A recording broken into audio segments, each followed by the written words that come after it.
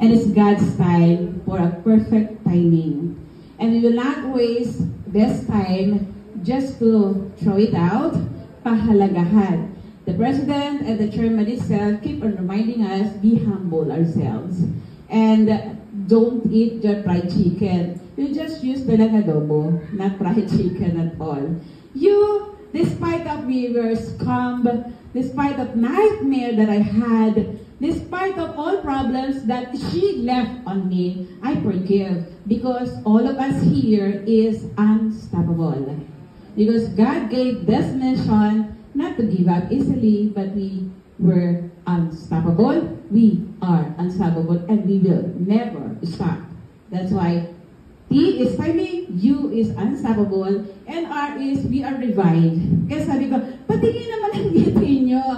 Ngiting trilyonaryo. Diba? Hindi yung ngiting, Dapat ngiting trilyonaryo. Sabi niya, 15 million.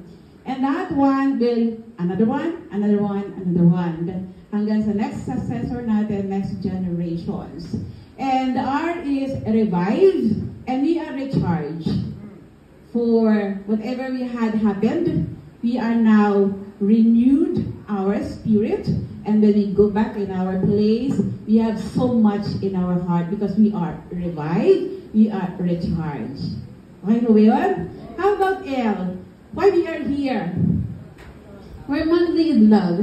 God gave us lavishly love.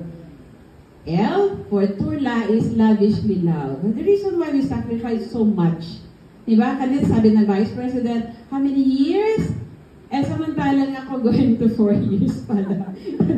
Halos malaglag na yung matras ko kahit wala na matras.